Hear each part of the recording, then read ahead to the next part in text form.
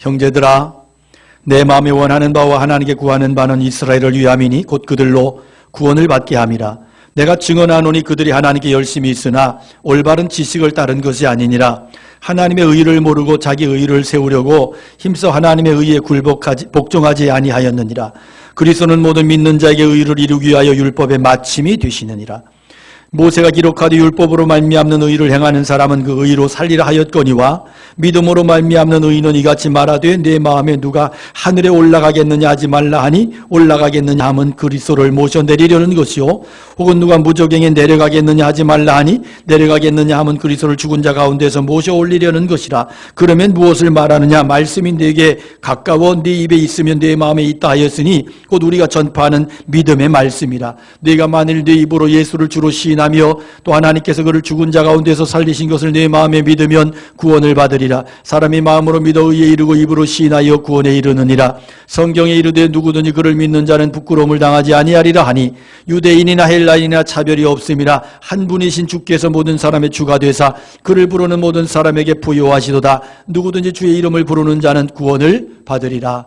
아멘. 네, 지난 시간 9장에 이어서 본문에서도 바울사도는 동족의 구원을 놓고 애타게 기도합니다. 9장이 구원받지 못한 이스라엘에 대한 애통이었다면 10장은 구원에 실패한 이스라엘을 향한 간절한 사도의 기도로 그렇게 시작이 되고 있습니다. 이스라엘의 실패에 대해서 바울사도는 규정하기를 이스라엘이 왜 구원에 실패하였느냐? 구원에 실패한 이유가 하나님의 의를 모르고 자기들의 의를 세우려고 하였기 때문이다. 이렇게 규정했습니다. 이스라엘의 실패에 대한 말씀이지만 사실 오늘 우리 신앙인들이 가장 빠지기 쉬운 함정입니다. 하나님을 향한 열심이 없어서가 문제가 아니에요. 그 열심이 잘못된 방향을 향할 때 심각해지더라. 그래서 방향이 잘못되어서 이단에 빠지기도 하고 방향이 잘못돼서 잘못된 신앙으로 주변 사람에게 심각한 피해를 입히게 되더라는 거예요. 예수님이나 바울 당시에 유대인들의 신앙의 열심은 아주 특심했습니다. 하나님의 이름을 위해서라면, 율법을 지키기 위해서라면 자신들의 목숨도 전혀 아깝지 않은 그런 분위기였습니다. 이 외경 마카비서에 안티오쿠스 에피파네스의 박해 때 있었던 그런 사건이 있는데 그 한 사건을 보면 유대인들이 이 부분에 얼마나 열심이었는가를 보여줍니다. 이 안티오쿠스 왕이 유대인들의 율법을 무력화시키기 위해서 그들의 정결법을 시험해요. 그래서 율법에서 부정한 음식으로 취급하고 있는 돼지고기를 유대인들에게 강제로 먹입니다. 그래서 돼지고기를 먹으면 살고 돼지고기를 먹지 않고 거부하면 그대로 참수를 시켰어요. 이 과정에서 많은 유대인들이 죽임을 당합니다. 그래서 어떤 어머니에게 7 아들이 있었는데 7 아들이 다 비참하게 죽었어요. 끔찍하게 죽었어요. 이것을 지켜본 어머니가 얼마나 충격이고 얼마나 힘들었겠어요. 그런데 이 어머니가 담대하게 전혀 흔들림 없이 이렇게 외쳐요. 너희들 자신보다도 하나님의 율법을 귀중하게 생각하고 있으니 사람이 출생할 때 그 모양 만들어주시고 만물을 형성하신 창조주 하나님께서 자비로운 마음으로 너희에게 목숨과 생명을 다시 주실 것이다. 이렇게 외쳐요. 율법에 대한 이런 열심은 특수한 사례가 아니고, 빌라도 총독이 부임하면서 이 카이사 황제의 형상이 그려진 이 군기를 이 깃발을 예루살렘 성 안으로 들여놓습니다. 여기에 그러니까 이제 인간의 형상이 새겨진 것을 성전 안에 이건 우상 숭배에 해당하니까 많은 유대인들이 총독에게로 가이사랴로 이제 몰려가서 그 형상을 치워줄 것을 강력하게 요구했어요. 이 시위가 6일간 지속이 됩니다. 그래서 이 무력으로 진압하려고 그러니까 이들이 차라리 우리를 죽여라. 우리가 차라리 죽겠다. 이렇게 강력하게 그렇게 저항하면서 빌라도가 결국은 이제 그 형상을 예루살렘 성 밖으로 이렇게 치워요. 치울 수밖에 없었어요. 그 정도로 유대인들은 율법에 대해서 목숨을 걸었어요. 결국 바울 사도도 율법에 대한 열심 때문에 예루살렘 넘어 이방인 다메섹까지 예수 믿는 사람 잡아 죽이기 위해서 달려갔을 정도니까.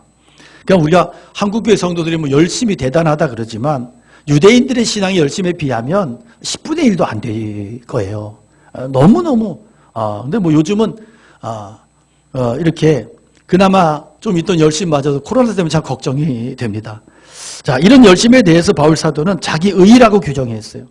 하나님의 의가 아니라 자기들이 만들어 놓고 지키는 의다, 이렇게 설명하는 거예요. 그래서 2절에 보니까 이들이 올바른 지식을 따른 것이 아니다, 이렇게 평가를 내리고 있죠.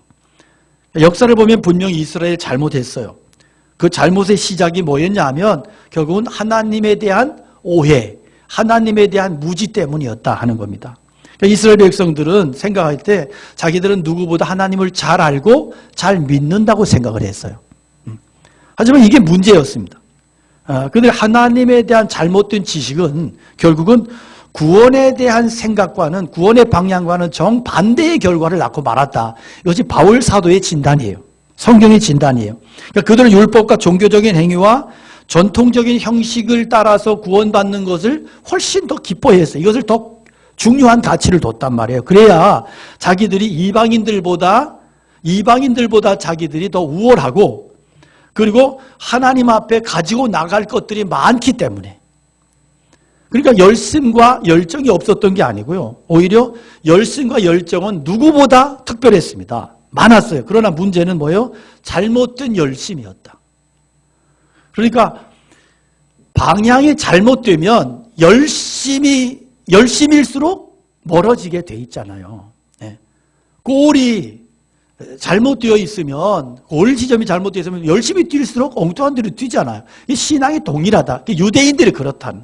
그래서 이들이 열심히 믿을수록 하나님과 점점 더 멀어질 수밖에 없었고 구원에서 멀어질 수밖에 없었다. 그것 때문에 바울 사도가 고통스러워하고 있는 거예요. 그러니까 이스라엘은 하나님에 대한 열정이 있었고 열심이 있었지만 그들이 참된 진리와 하나님에 대한 참된 지식에 근거하지 않았기 때문에 자기들의 전통과 자기들의 행위와 자기들의 기득권과 고집과 선입견과 이런 것을 자기들이 어떤 하나의 진리라고 그렇게 형상화시켜버리고 그렇게 틀을 아예 만들어버리고 이것에 거치면 다 없어져야 되고 무너뜨려야 된다라고 하는 이런 고집을 가지고 그렇게 무조건 달려갔기 때문에 결국은 하나님의 구원으로부터 떨어져 나가게 되어버렸다. 이게 얼마나 큰 비극이냐. 이 결국은 뭐예요? 하나님께 대한 오해와 무지로부터 이런 참사가 벌어지고 말았다 하는 것이 성경의 진단인 거예요. 여러분, 우리가 교회 오래 다니는 것도 중요하고 과거에 열심히 살았던 것도 중요하지만 정말 중요한 것은 현재 내가 성령 안에서 살아가는 거예요. 성령 안에서. 그냥 날마다 정말로 이것이 하나님의 뜻인가? 이게 하나님의 뜻 맞아? 이게 하나님의 방법일까? 이게 하나님이 원하시는 것일까? 이것을 붙들고 기도하며 말씀 안에서 답을 찾고 성령의 감동과 음성에 내가 집중하면서 그렇게 하나님이 원하시는 방법을 따라 길을 따라 그렇게 가야 되는 거예요. 이것이 성령 받은 사람이고 이것이 바른 신앙 안에 있는 사람의 모습인 거예요. 그러니까 우리는 날마다 새로워져야 되는 거예요. 날마다. 과거에 10년 전에 20년에 어떤 틀을 세워놓고 이것이 진리다 그러고 막 내가 막 혈기를 부리고 기세등등하며 살아가는 것은 기독교 신앙이 아니에요. 십자가 신앙이야. 십자가 신앙은 날마다 내 자신을 하나님께 세우고 십자가 앞에 세우고 십자가의 정신과 십자가의 뜻과 그리고 십자가의 방향과 십자가의 내용으로 나의 삶을 해석해내고 내 삶을 진단하고 내 삶을 뜯어고치면서 가는 것이 이것이 바른 신앙인 거예요. 중요한 것은요, 교리나 전통이 아니고 하나님의 뜻입니다. 그러니까 우리가 성경에 보면 하나님의 뜻은 시대마다 상황마다 하나님께서 다르게 말씀하시는 때가 많이 있어요. 그러니까 하나님께서 때로는 성전을 세우라고 하시지만 때로는 성전을 허물어 버리라고 말씀하시잖아요. 그러니까 이사야 때는 하나님께서 시온을 지키신다고 시온은 영원하다 이렇게 말씀해 주시는데 예레미야 시대에는 이 시온 예루살렘은 헐린다. 이것은 무너뜨림을 당할 것이고 무너뜨림 당하는 게 하나님의 뜻이라고 말씀하신단 말이에요. 그러니까 시대마다. 그래서 하나냐라고 하는 선자는 뭐 그냥 하나님이 어떻게 예루살렘을 하나님이 무너뜨릴 수 있겠냐? 그럴 수 없다. 하나님은 예루살렘을 보호해 주실 거야. 이렇게 주장했다가 그는 거짓 선자가 되어버리는 거죠. 네. 열심이 없어서가 아니에요. 잘못된 열심이 문제다. 잘못된 열심이. 그래서 우리가 항상 마음과 생각을 열고 하나님의 뜻이 지금 어디 있는가를 판단하셔야 돼요. 그러니까 우리는 이 코로나 시국에서 우리가 막 이렇게 고집만 쓸 것이 아니고 거시적인 뜻에서, 거시적인 시각에서 하나님이 코로나를 허락하셨다. 이게 대전제가 돼야 돼요. 그러면 코로나를 허락하신 이 상황 속에서 교회도 모든 상황이 다 코로나 예외가 없는 이 상황 속에서 하나님이 나에게 뭘 말씀하시고 내가 이 코로나 상황 속에서 어떻게 지켜나가고 어떤 방향으로 신앙을 지켜나가는 것이 하나님 기뻐하신 뜻일까? 이것에 대해서 우리가 심각한 진지한 고민과 기도가 있어야 되는 거죠. 그러니까 시대에 따라서 우리가 신앙으로 분별하고 판단해야 되는 그 고민과 기도가 우리에게 깊어질 수밖에 없는 거예요. 그러니까 하나님께서는 세수를 부으시려고 그러는데 헌 가죽 부대 2000년 전 3000년 전 가죽 부대를 붙잡고 이것만 여기에다만 부어야 된다. 다른 걸 부으면 안 된다 그러면 다 세버리는 것 되잖아요. 그러니까 이게 완악함이라는 거예요. 완악함. 이거 하나님의 의가 아니고 내 의고 하나님의 뜻이 아니고 내 지식이고 그리고 결국 하나님이 없는 허울 좋은 종교의 틀만 붙잡고 나는 생명이라고 붙들고 있는데 결국 생명이 다 빠져나가 흘러버리고 다 무너져버리는 결과가 될 수 있다고 하는 것을 우리가 인정해야 된다고요. 이 시대 속에서. 그러니까 칼 바르트라고 하는 신학자가 이 로마서 오늘 본문을 주석하면서 한숨을 내뱉듯이 이렇게 말합니다. 언제 단 한 번만이라도 교회가 자기 자신을 이 세계 안에서 인간의 욕구와 탐욕과 소원과 추구에 얽매여 두고 있는 이 연결고리를 끊어버리려고 하는 용기를 가진 적이 있었느냐. 이렇게 반문해요. 이게 무슨 얘기냐면 교회가 단 한 번만이라도 기복적이고 탐욕적인 이런 어떤 그런 신앙, 이런 기복신앙, 이런 것들을 끊어버리고 십자가의 신앙, 예수님이 말씀하신 십자가의 신앙, 생명의 신앙을 붙잡기 위해서 이 모든 인간의 욕구와 탐욕을 끊어버리는 결단을 역사 속에서 제대로 한 적이 있었느냐? 그런 반문이에요. 오늘 이 시대에 우리가 이 질문을, 이 반문을 나에게 주신 하나님의 말씀으로 들을 수 있기를 원합니다. 그래서 끊임없이 반성해야 된다, 우리는. 어느 순간 우리는 예수님을 믿는 게 아니고 내 안에 있는 욕망을 믿고 특정 교회라고 하는 조직만이 막 진리다 막 그래서 다른 곳에 가면 저주받고 막 이런 식으로 조직에만 헌신하게 만들고 거기에만 집착하게 만들어버리고 어떤 내 이상과 내가 어떤 추구하는 어떤 취미와 내가 원하는 소원과 뭐 이런 것에만 헌신하고 있을 수도 있단 말이에요. 이런 것에만. 처음에는 순수하죠. 그러나 신앙이 지나면 어느새 우리는 하나님이 사라진 곳에서 자기의 고집을 따라 자기 의만 열심히 쌓고 있을 수 있어요. 더 중요한 것들을 다 놓쳐버리고 겉다리로 이렇게 전락한 것들을 비본질적인 것들을 생명인 것처럼 붙들고 다른 사람 막 정죄하고 막 큰소리 칠 수 있단 말이에요. 우리 신앙이라고 하는 게. 그게 결국은 성경이 뭐래요? 이건 너의 욕심 때문이고 내 욕심으로 근거해서 하나님의 의를 자기의 의로 그렇게 잘못 쌓아놓은 그런 결과물이다. 알량한 자존심 때문이고 나의 욕심 때문이고 그런 것이라고 말씀하는 거예요. 그러니까 자기 의를 추구하고 있는지 하나님의 의를 추구하고 있는지 그 열매를 보면 알아. 자기 의를 추구하고 자기 욕심과 자기 고집을 추구하는 곳에는 생명의 역사가 일어나질 않아. 거기에 자유함이 없어. 사망의 그림자가 짓누르고 있을 뿐이에요.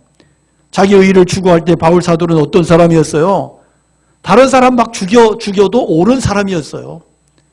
그가 하나님의 의를 다 내려놓고 하나님의 의가 되시는 예수 그리스도를 붙들고 추구하게 될 때 그가 어떤 사람이 돼요? 용서하는 사람, 생명 있는 사람, 용납하는 사람, 끌어안는 사람이 됐단 말이에요. 근데 자기 의를 끝까지 고집하는 유대인들은 어떻게 나가요? 결국 배타적으로 나가고 멸망으로 나가고 사람을 죽이는 분노와 사망으로 나가는 거예요. 그 진정한 하나님의 의는 차별도 없고 포용하고 자기를 나누고 희생하고 그래서 하나님의 의라고 하는 것이 우리 기독교 신앙에서 하나님의 의는 결국 뭐예요? 십자가예요, 십자가. 이 십자가가 하나님의 의예요. 오늘 우리가 붙잡아야 될 믿음의 본질이 뭐인 거예요? 예수 그리스도의 십자가. 십자가가 하나님의 의다. 십자가로 해석하고 십자가로 생각하고 십자가로 말하고 십자가의 방향으로 가는 게 신앙이란 말이에요. 오늘 우리가 그렇게 가고 있느냐? 오늘 기독교가, 원래 교회가 오늘 저와 여러분의 신앙이 과연 이렇게 가고 있느냐 하는 것을 반문해야 된다. 그래서 우리가 그런 의미에서 코로나 시대를 믿음으로 살아간다는 의미가 뭔지, 어떤 태도와 판단으로 고백으로 나가는 것이 바른 믿음에 부합하는 것인지, 정말 우리가 참 혼란스러운 시대를 살고 있어요. 어떤 교회는 막 이 코로나 상황 속에서 비대면 예배를 철저히 지키는데, 어떤 교회는 죽어도 모여야 된다, 막 이런 고집을 쓴다고. 그러다 보니까 신자들도 혼란스러워. 너무너무 힘들어. 지난번에 이단 신천지 사태 때 코로나가 막 굉장히 창궐했어요. 그때 교회들이 뭐라 그랬어요? 하나님이 코로나를 통해서 신천지를 심판하신다. 그러면 보세요. 두 가지 얘기하면 안 돼요. 코로나를 통해서 하나님이 이단 신천지를 심판하셨어요. 그럼 이 말은 뭐예요? 코로나 걸리면 코로나는 아무나 다 걸린다. 그래 받아들여야 되는데 이단만 걸린다. 이런 식으로 해석을 하는 거예요. 왜 이단만 걸리지 않잖아요. 그러니까 최근에 이 열방센터 같은 경우도, 그러니까 이 열방센터에서 굉장히 심각하게 사태가 또 터져버렸어요. 그래서 지금 사회적인 여론은 뭐예요? 신천지보다도 더 나쁘게 봐요. 왜? 신천지는 전수조사가 가능했는데 여긴 전수조사가 불가능해. 다 숨어 들어가지고 조사 안 받겠다는 거예요. 못 받겠다는 거예요. 자, 신천지는 명백한 이단이에요. 아주 질적으로 사악한 집단이에요. 근데 이 열방센터를 주도한 인터콥이라고 하는 센터, 이 단체는, 선교단체는 굉장히 열심히 있는 단체예요. 옛날에는 굉장히 나름 어떤 센세이션을 일으키고, 그런데 지금은 굉장히 많이 문제를 일으켜요. 선교지에서도 굉장히 문제를 일으키고, 막 선교지에서도 막 극단적으로 하다가 선교지에 막 문이 닫히고 선교사들 추방당하고 이런 집단이에요. 그래서 교단들이 이단으로 정죄한 정죄한 교단도 많고, 그런데 안타까운 것은 여기 목회자들이 많이 들어가 있어요. 목회자들이 여기 아마 많이 들어가 있고, 그러니까 전수자도 참조도 못하는 거지. 이게 뭔 얘기냐면 균형이 심각하게 깨져 있다. 그러니까 균형이 심각하게 깨져버리면, 균형이 깨질 때 신앙이 폭력이 된다는 거 아셔야 돼요. 그러니까 기독교는 지금까지 폭력을 정당화했던 부분이 있어요. 신앙의 이름으로. 이거 회개해야 된다고 봅니다. 그러니까 아무튼 이들이 지금 이들과 어떤 열심히 있는 어떤 소위 열심히 있는 목회자들이나 그런 사람들이 어떤 이렇게 규칙을 지켜가면서 어렵게 예배드리는 교회를 향해서 믿음을 포기한 것처럼 막 비아냥거리는 그런 목소리들도 있어요, 사실은. 참 저는 괴로운 거예요. 힘든 거예요. 그러니까 그렇게 못해서 못하는 게 아니에요. 할 수 있어요. 그렇지만 이게 결국은 어떤 현상이 일어나요? 결국 교회에서 계속 반복해서 코로나 환자들이 감염의 사태들이 일어나면서 사회가 교회를 보는 시각이 어떻게 바뀌었어요, 지금? 혐오시설로 바뀌어 있다. 교회를 신뢰하지 않는다. 그래서 제가 늘 하는 말씀이 그거죠. 먹잇감을 주지 말자. 그러려면 철저히 지켜야 된다. 그러니까 모이는 것도 신앙이지만 참고 인내하는 것도 신앙이다. 어떻게 보면 참음으로써 인내함으로써 기다리는 것이 더 성숙한 신앙이고 더 이 시대에 힘든 신앙이야. 그러니까 그 열방신 그 인터콥 책임자 어떤 목사가 요즘에 그 최근에 요즘에는 이렇게 순교자가 안 나온다고 그렇게 열불을 냈다고 제가 그랬어요. 지가 죽지. 그렇게 순교자가 안 나와서 안타까우면 지가 죽으면 되잖아. 지는 안 죽어. 자기는 죽으면 안 돼? 이런 식의. 그러면서 코로나 예배 드리다가 코로나 걸려서 죽으면 순교라고요? 코로나 걸려 죽은 게 뭐 순교예요. 그러니까 이런 식으로 막 갖다 붙이고 아주 위험한 발상이 막 이런 것들이 어떤 막 정당하다고 막 외쳐지고, 그러다 보니까 열심히 신앙생활하던 사람들이 힘든 거야. 열심히 신앙생활하던 사람들은 이렇게 코로나 시대에 예배를 못 나오니까 자기가 믿음을 배신한 것 같은 그런 착각, 그런 어떤 불안에 빠지는데, 여러분 걱정하지 마시고 이 시대 속에서 우리가 정말로 성령 안에서 하나님 말씀을 붙잡고 균형 잘 잡고, 그리고 이 시대를 이 상황을 믿음으로 잘 이겨나가시고 견뎌나가실 수 있기를 축복합니다. 주님 마태복음 5장 13절에서 너희는 세상의 소금이니 소금이 만일 그 맛을 잃으면 무엇으로 짜게 하리요 후에는 아무 쓸데없어 밖에 버려져 사람들에게 밟힐 뿐이다. 너희는 세상의 빛이라 산 위에 있는 동네가 숨겨지지 못할 것이고 사람이 등불을 켜서 말 아래 두지 아니하여 등경 위에 두나니 이러므로 집안 모든 사람들에게 비추느니라. 그러면 이같이 너희 빛을 누구에게 비추게 하여? 사람들에게 비추게 하여 저희들로 너희의 선한 착한 행실을 보고 믿음의 선한 행실을 보고 그 믿음의 선한 행실을 통해서 하늘에 계신 너희 아버지께 영광을 돌리게 해라. 오늘날 바꿔서 말하면 뭐예요? 코로나 시대 속에서 너희들이 이것을 잘 지켜서 그래서 너희들의 이 정말 도덕적이고 윤리적인 그런 신앙인들의 그런 믿음을 잘 지켜내는 이런 모습을 통해서 결국은 누가 영광을 받으신다? 하나님이 영광을 받으신다. 그 맞잖아요. 이것 통해서 하나님 영광을 받으시게 해야 되는데 우리는 오늘날 너무너무 그런 일에 너무너무 실패하고 있죠. 그래서 예수님께서 너희는 그랬잖아요. 너희는 세상의 소금이다 그랬잖아요. 세상. 너희는 교회 안에 소금덩어리가 아니에요. 한국교회는 교회 안에 소금덩어리 일은 잘해. 교회 안에서 뭉쳐 돌아가긴 잘해. 세상의 소금이라고요. 그리스도의 정체성이 세상의 소금. 그런데 오늘날 교회가 세상을 그렇게 외면하고 세상을 무시하고 세상에 대해서는 관심도 없고 교회 안에서만 큰 소리를 치고 그리고 세상을 향해서 내로남불하고 교회 목소리만 막 그냥 큰 소리로 내면서 그것만이 다라고 그것이 믿음이라고 주장하고 저는 이게 너무 안타까운 거예요. 너무 속상한 거예요. 정말 예수님께서 하신 말씀을 왜 이렇게 무시하는지 모르겠어요. 세상 살아가는 우리들에게 이 말씀보다 더 우리의 정체성을 명확하게 분명하게 하는 말씀이 없어요. 특히나 코로나 시대 속에서 우리가 어떤 믿음을 가지고 어떻게 이 시대를 대처하고 어떻게 믿음으로 살아내야 되는가에 대해서 주님께서 명확하게 말씀해 주신 부분이잖아요. 그리고 이 말씀 붙들어야 되지 않습니까? 예수님 이어지는 9장에 가서 보면 예수님께서 9장 13절에 가서 보면 너희는 가서 내가 긍휼을 원하고 제사를 원치 아니하노라 하신 뜻이 무엇인가를 배워라. 저는 이 시대 속에서 이 말씀을 우리가 묵상했으면 좋겠어요. 내가 긍휼을 원하고 제사를 원치 아니하노라. 여러분, 우리가 이렇게 믿음의 열심만을 강조하다가 한쪽만을 강조하다가 사람들 세상에 나가서 우리 긍휼의 교회가 긍휼의 어떤 모양이 돼야 되는데 긍휼의 모양이 되지 않고 혐오의 모양이 되면 안 되잖아요. 그래서 예배보다 긍휼을 원한다 이 말씀을 저는 코로나 시대에 잘 묵상했으면 좋겠어요. 그래서 교회가 이렇게 코로나가 장기화되면서 방역 수칙을 지키느라고 교회들이 막 이렇게 예배가 무너지고 있는 안타까운 상황. 안타깝기로만 얼마나 안타까워요.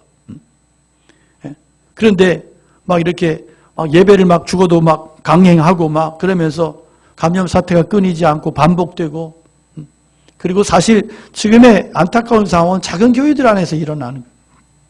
큰 교회는 이게 공간도 있고 잘 지켜내요. 그런데 작은 교회들이 안 지켜요. 작은 교회들 자꾸 반복이 돼.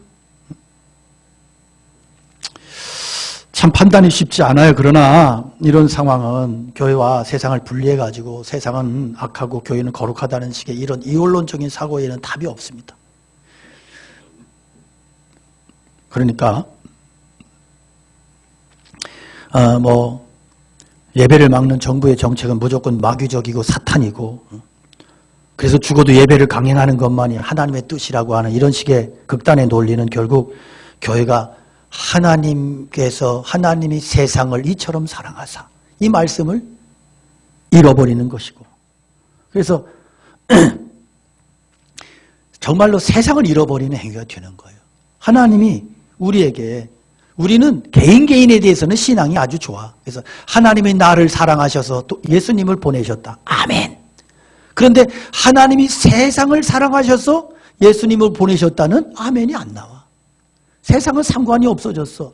왜 하나님이 우리를 향해서 세상을 사랑하셔서 예수님 보내셨는데 왜 우리는 거기에 세상을 빼버리고 나만 갖다 집어넣고 적용을 합니까? 그러다 보니까 코로나 이 상황 속에서도 공동체 의식이 없어. 거시적인 하나님의 나라에 대한 시각이 없는 거예요. 이런 때일수록 우리가 하나님의 나라, 거시적인 하나님의 뜻과 세상을 이처럼 사랑하셔서 독생자를 주셨다고 하는 이 말씀의 의미를 묵상하고 정치적인 해석과 음모론을 분별하고 균형을 잘 잡아야 될 줄로 믿습니다. 세상을 향한 하나님의 긍휼과 사랑을 외면한 채로 소위 교리적인 믿음의 의만을 고집하다가 개토 집단이 되고 왕따 집단이 되고 혐오 집단이 되는 이런 안타까운 일들이 일어나지 않도록 오늘날의 교회는 분별력을 가지고 믿음의 선한 분별력을 가지고 이 시대를 정말로 여러분의 삶의 현장 속에서 믿음을 잘 지켜내실 수 있기를 주님의 이름으로 축복합니다. 그래서 우리가 여기서 교훈이 뭐예요? 신앙의 균형이 깨져버리면 어떤 단체라도 어떤 사람이라도 위험할 수 있다. 신앙의 균형이 잃어버리는 그 순간부터 그것은 폭력이 될 수도 있다 하는 거예요. 주님께서 세상을 향해 나가는 제자들 향해서 뭐라 그래요? 내가 너희를 보냄이 양을 이리 가운데 보낸 것 같다. 그러므로 너희가 비둘기같이 순결하고 뱀같이 지혜롭기를 원한다. 말씀하셨어요. 저는 이 말씀이 이 세상 살아가는 우리들에게 가장 필요한 균형을 잡으라는 말씀으로 들려요. 믿음의 본질은 순수해야 돼요. 복음은 분명하고 순결해야 돼. 그렇지만 이 믿음을 지키는 방법에 있어서는 우리가 믿음의 선한 분별력과 지혜가 필요하다. 우리는 내가 가진 손톱만한 믿음의 행위를 가지고 남을 판단하고 정죄하는 어리석은 행동을 내려놓아야 되고 그런 모습이 바로 현대판 바리새인의 모습인 것입니다. 바울 사도의 소망은 이스라엘의 구원이에요. 이스라엘의 구원받는 건 단순히 예수님만 믿기만 하면 되는데 이들은 계속 율법 붙들고 고집하고 율법으로 가겠다는 거예요. 그래서 여기에서 이 바울 사도가 모세에게 이스라엘 백성들을 향해서 모세가 했던 그 말씀을 살짝 바꾸어서 옮기고 있어요. 그래서 6절에 보면 믿음으로 말미암아 의인이 같이 말하되 내 마음에 누가 하늘에 올라가겠느냐 하지 말라 하니 올라가겠느냐 하면 그리스도를 모셔 내리려는 것이 혹은 누가 무저갱에 내려가겠느냐 하지 말라 하니 내려가겠느냐 하면 그리스도를 죽은 자 가운데서 모셔 올리려는 것이라. 그러면 무엇을 말하느냐? 말씀이 내게 가까워 내 입에 있으며 내 마음에 있다 하였으니 곧 우리가 전파하는 믿음의 말씀이라. 자, 이 본문 그냥 읽으면 잘 뭔지 모르겠어요. 그런데 이게 배경이 신명기 30장이거든요. 거기에 보면 이제 이런 말씀이 있어요. 하늘에 있는 것이 아니니 내가 이르기를 누가 우리를 위하여 하늘에 올라가서 그 명령을 우리에게로 가지고 와서 우리에게 들려 행하게 할 것이 아니요. 이것이 바다 밖에 있는 것이 아니니 내가 이르기를 누가 우리를 위하여 바다를 건너가서 그 명령을 우리에게로 가지고 와서 우리에게 들려 행하게 할 것도 아니라 오직 그 말씀이 너에게 심히 가까워서 너의 입에 있으면 내 마음에 있은즉 내가 이 말씀을 행할 수 있느니라. 이 말씀이거든요. 이 말씀을 다 생략해버리고 누가 우리를 위하여 하늘에 올라가서 이 말씀만 딱 따오다 보니까 무슨 말씀인지 잘 이해가 안 되는 거죠. 그러니까 다시 말해서 하나님의 말씀, 하나님의 명령은 우리에게 이미 가까이 와 있고 전파돼서 이미 우리에게 마음에 들어와 있기 때문에 하늘 올라가거나 땅을 비추고 헤매거나 막 이렇게 할 필요가 없다는 말씀을 하는 거예요. 그러니까 바울 사도는 하나님의 의가 되시는 예수 그리스도에게 이 말씀을 그대로 적용을 한 거예요. 그래서 우리가 의롭다함을 받기 위해서 예수님을 모시려고 하늘로 천지 사방으로 팔방으로 땅속으로 이렇게 막 헤매고 다닐 필요가 없다. 하늘에 계신 주님은 우리가 오라 그래서 오시는 분도 아니고 십자가에 못 박히셔서 다시 살아나신 것이 우리가 기도해서 살아난 거예요. 내가 노력해서 살아난 거예요. 아니에요. 그냥 하나님께서 하신 거예요. 하나님께서. 내가 빌고 노력해서 된 것은 일도 없어. 그러니까 열심 갖고 극성 피운다고 되는 것이 하나도 없어요. 오직 하나님이 하신 거야. 하나님이 하신 것이기 때문에 전적으로 하나님의 의가 되신다. 그러므로 우리는 그걸 어떻게 하면 되느냐? 하나님이 이루신 이 의를 내 보상과 공로가 일도 없는 하나님의 의를 나는 그대로 믿음으로 받아들이면 그것이 되는 것이다. 이게 믿음의 원리를 말씀하는 거예요. 그래서 율법의 마침이 되시는 예수 그리스도를 내가 그대로 하나님의 의를 받아들임으로써 나에게 구원이 이루어지는 것이다.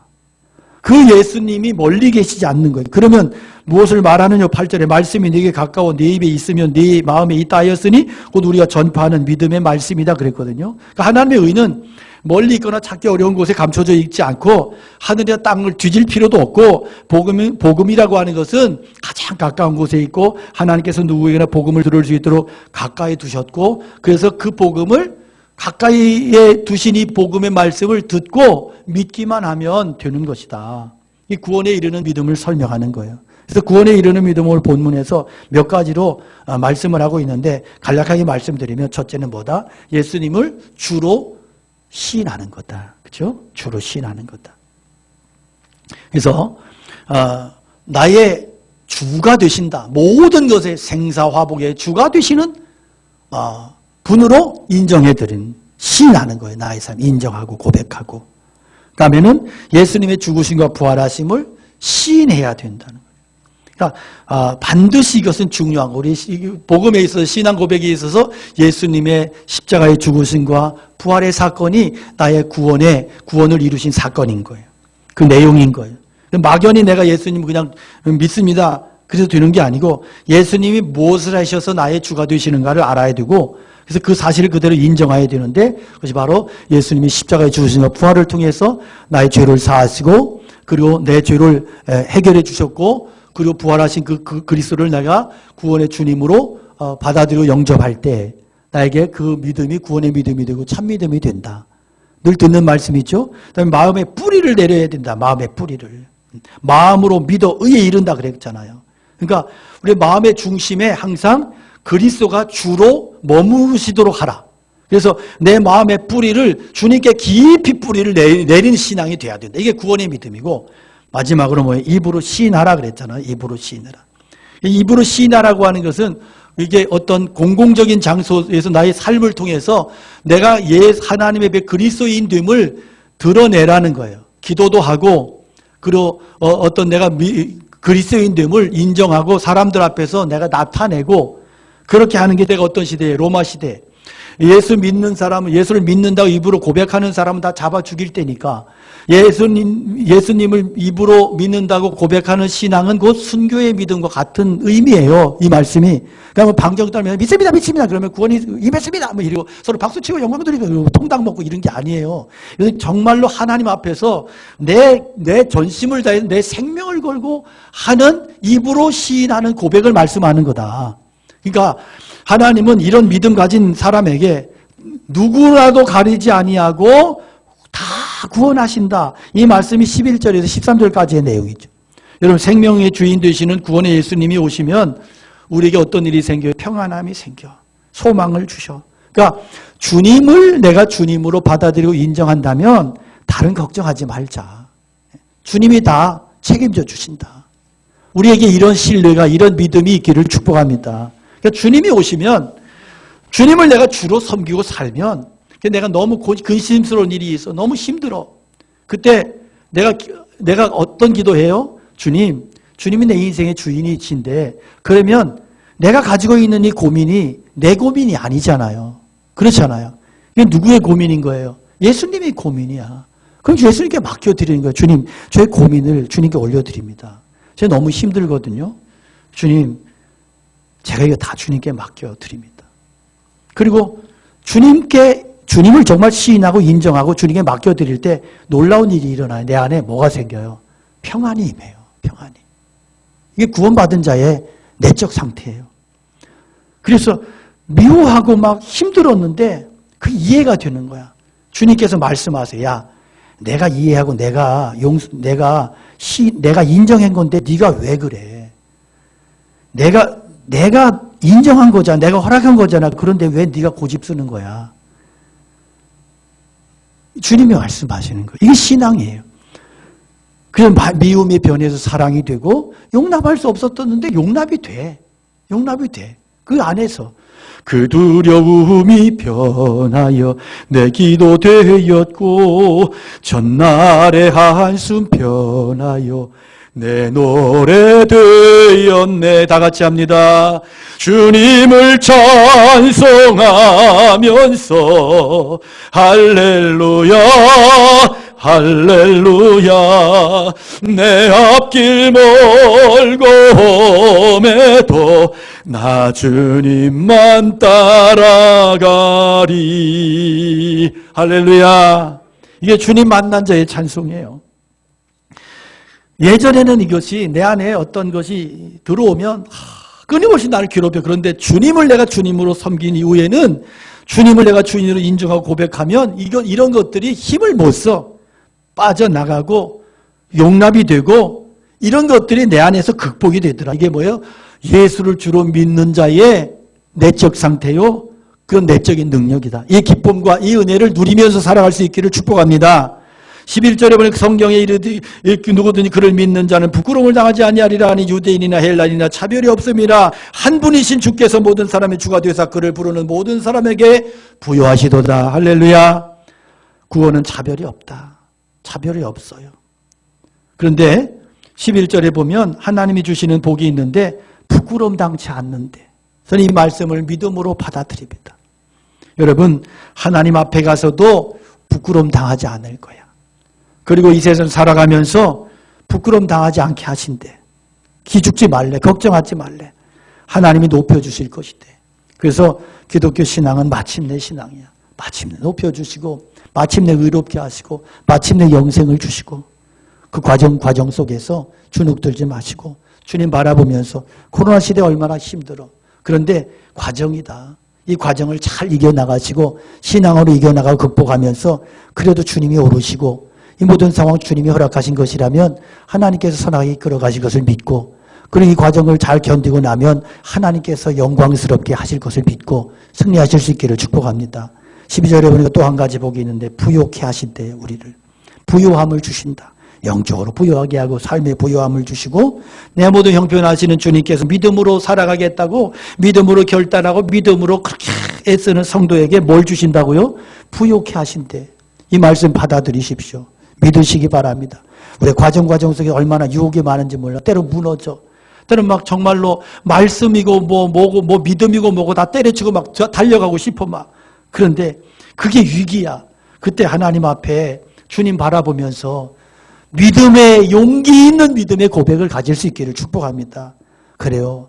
내가 주님을 사랑하는 게 뭐야? 내가 포기하는 거야. 그렇게 할 때 주님께서 말씀하세요. 부요케 하신대. 남은 생애 끝까지 믿음으로 달려가고 믿음의 부요하심을 온전히 누리는 우리 모두가 될 수 있기 원하고, 이 모든 하나님의 은혜와 축복이 오늘 말씀 듣는 예배드리는 모두에게 임할 수 있기를 주님의 이름으로 축복하고 축원합니다. 우리 함께 말씀 기억하면서 찬양 올려드리겠습니다.